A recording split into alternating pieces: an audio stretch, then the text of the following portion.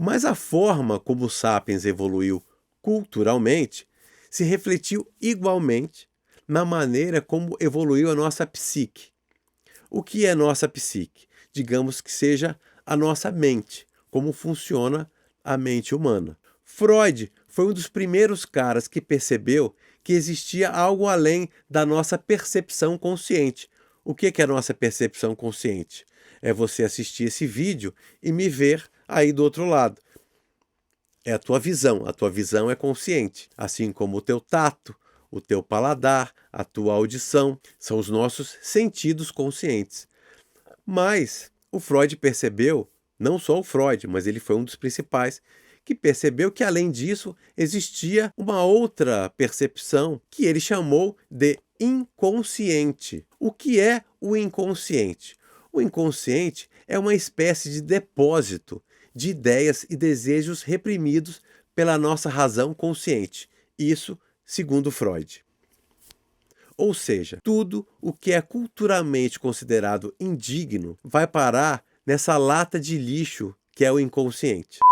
A partir das descobertas de Freud em relação ao inconsciente, nós temos uma nova dualidade, que é o consciente e o inconsciente. Muita gente ainda hoje não acredita, inclusive, que exista o inconsciente, que as pessoas podem agir motivadas por razões que a consciência delas não consegue entender.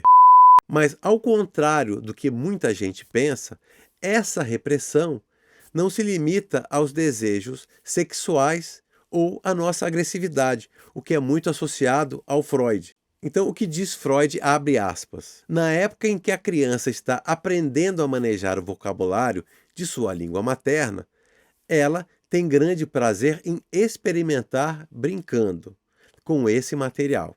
Ela junta as palavras sem ligá-las ao significado para obter um efeito prazeroso da rima ou do ritmo. Esse prazer lhe é gradativamente negado, até que só lhe restem como permitidas as conexões de palavras dotadas de sentido. Fecha aspas. E o Freud prossegue. Ele escreve, abre aspas, que qualquer que tenha sido o motivo que levou a criança a começar esses jogos, no seu desenvolvimento posterior, ela os faz com a consciência de serem absurdos e encontra o prazer na atração do que é proibido pela razão.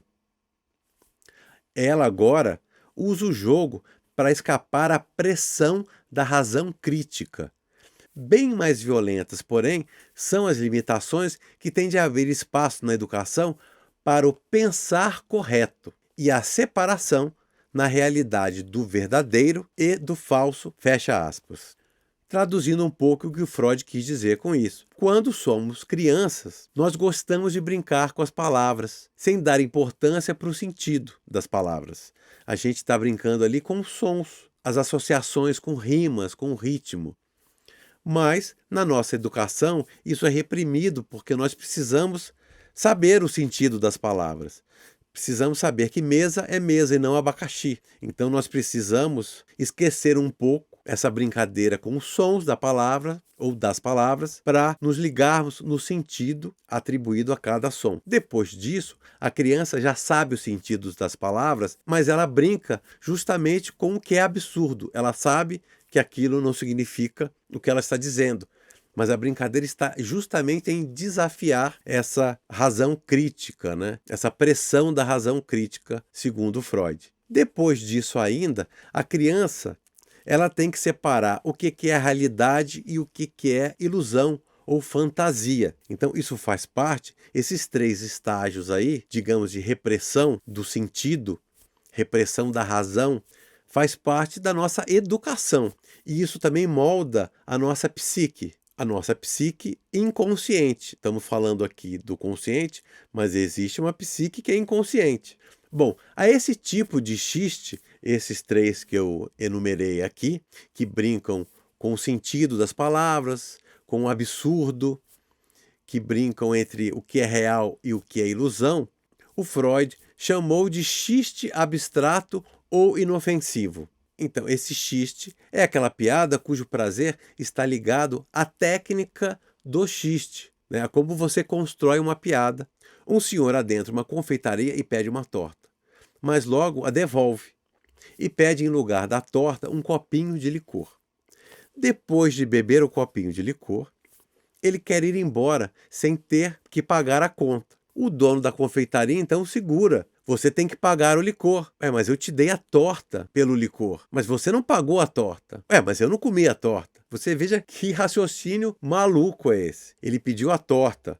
E aí ele dá a torta pro cara. Ele está achando que deu a torta em troca do licor. Mas a torta nunca foi dele. Segundo Freud ainda, existiria um segundo tipo de xiste, mais provocativo e mais audacioso. Freud classificou esse tipo de xiste como xiste tendencioso, que, abre aspas, se coloca a serviço de duas tendências apenas, as quais podem ser unificadas sob o mesmo ponto de vista. Ou ele é um xiste hostil, que serve à agressão, sátira, defesa, ou um xiste obsceno, servindo ao desnudamento, fecha aspas. Freud dá alguns exemplos desse tipo de xiste ou piada. O Sereníssimo está fazendo uma viagem por suas terras. O Sereníssimo é um cara muito rico e percebe um homem no meio da multidão que se parece muito com ele.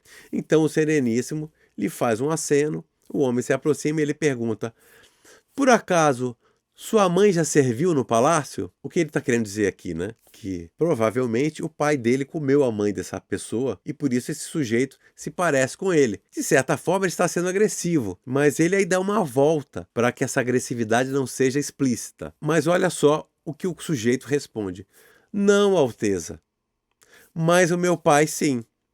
Ele inverte. Ele não pode ofender o Sereníssimo, que é o cara muito rico, ali o senhor daquelas terras.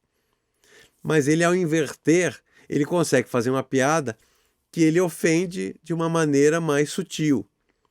Não, meu pai já trabalhou, quer dizer, meu pai pode ter comido a tua mãe, e por isso você se parece comigo. Então, resumindo o que o Freud quis dizer, né, o xiste funciona em 3 níveis. Ao desafiar a razão, o xiste se utiliza da incongruência.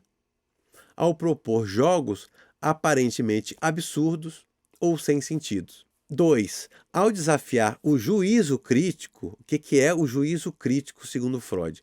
É a nossa habilidade de julgar e avaliar a realidade objetiva, né? E de distinguir o que é verdadeiro e o que é falso.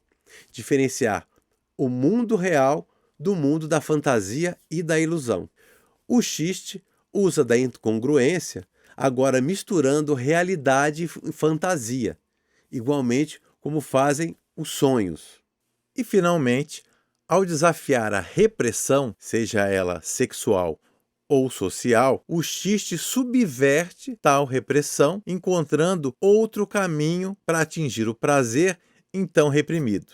O xiste ofensivo, o tendencioso, também é uma maneira de rirmos da degradação do outro, normalmente uma figura de autoridade ou representante de uma instituição poderosa ou de prestígio, que em situação normal não poderíamos desafiar. Então, para concluir essa parte, eu vou citar novamente o Freud. Ele escreve: a razão, o juízo crítico, a repressão. Eis os poderes contra os quais ele, o xiste, luta em sequência. Tadá!